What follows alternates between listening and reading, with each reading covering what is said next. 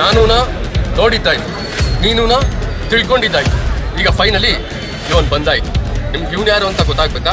ನಿಮ್ಗೆ ಇವನು ಯಾರು ಅಂತ ಗೊತ್ತಾಗ್ಬೇಕಾದ್ರೆ ನಾನು ಅನ್ನೋದು ಹೋಗಿ ನೀನೇನು ಅಂತ ತಿಳ್ಕೊಂಡ್ಮೇಲೆ ನಿಮ್ಗೆ ಇವನು ಯಾರು ಅಂತ ತಿಳಿಯೋದು. ನಿಮ್ಗೆ ಇವನು ಯಾರು ಅಂತ ತಿಳಿಬೇಕಾದ್ರೆ ನೀವು ಇಲ್ಲಿರ್ಬಾರ್ದು. ನಾವು ನೀವು ಹೋದ್ರೆ ಇರೋದೇ ಮೂರನೇವ್ರು ಯಾರು ಅಂದ್ರೆ ಉಪೇಂದ್ರ ಅನ್ನೋದು 3 ಅಕ್ಷರ, ಅದ್ಭುತ ಅನ್ನೋದು 3 ಅಕ್ಷರ, ಪವಾಡ ಅನ್ನೋದು 3 ಅಕ್ಷರ, ಪ್ರಪಂಚ ಅನ್ನೋದು 3 ಅಕ್ಷರ, ವಿಚಿತ್ರ ಅನ್ನೋದು 3 ಅಕ್ಷರ. ಉಪೇಂದ್ರ ಸಿನಿಮಾ ನೋಡೋಕ್ಕೆ ನಾವೆಲ್ಲ ಬರುವ ಪ್ರೇಕ್ಷಕ ಅದನ್ನು 3 ಅಕ್ಷರ.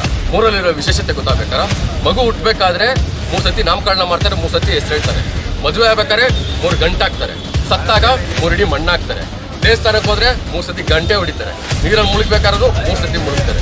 ನಾಮ ಇಡ್ಬೇಕಾದ್ರೂ 3 ಸತಿನೇ ಇಡ್ತಾರೆ. ಇವತ್ತು ತಾರೀಕು 3 ಬರ್ತಾರೆ. ಗೆಸ್ಟ್ ಸುದೀಪ್ ಸರ್ ಅವ್ರ ಹೆಸರು 3 ಅಕ್ಷರ ಇದೆ. ದುನಿಯಾ ವಿಜಯ್ ಸರ್ ಬರ್ತಾ ಇದ್ದಾರೆ, ವಿಜಯ್ ಸರ್ ಹೆಸರು 3 ಅಕ್ಷರ ಇದೆ. ಶಿವಣ್ಣ ಬರ್ತಾ ಇದ್ದಾರೆ, ಶಿವಣ್ಣ ಅವರ 3 ಅಕ್ಷರ ಇದೆ. ನಮ್ಮೆಲ್ಲರೂ ಹಣೆ ಮೇಲೂ 3 ಇದೆ. 3ನೇ ವಿಶೇಷತೆ ಏನು ಅಂತ ಹೇಳಿದ್ರೆ ಸಾರಥಿ, ಕುದುರೆ ಅನ್ನೋದು 3 ಅಕ್ಷರ, ಅದ್ರ ಮೇಲೆ ಡೈರೆಕ್ಷನ್ ಅನ್ನೋ ಲಗಾಮ್ ಅನ್ನೋದು 3 ಅಕ್ಷರ. ಅದನ್ನ ಇಟ್ಕೊಂಡು ಸಾರಥಿಯಾಗಿ ಬರ್ತಾ ಇರೋರು ಉಪೇಂದ್ರ ಅನ್ನೋದು 3 ಅಕ್ಷರ.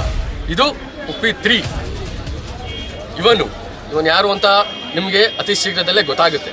ಬೇರೆಯವ್ರ ಥರ ನಾವು ಫೇಮಸ್ ಅನ್ನೋದು ನಮ್ಗೆ ಬೇಕಾಗಿಲ್ಲ. ನಮಗೆ ರಿಯಲ್ ಅನ್ನೋ 3 ಅಕ್ಷರ ಇದ್ರೆ ಸಾಕು.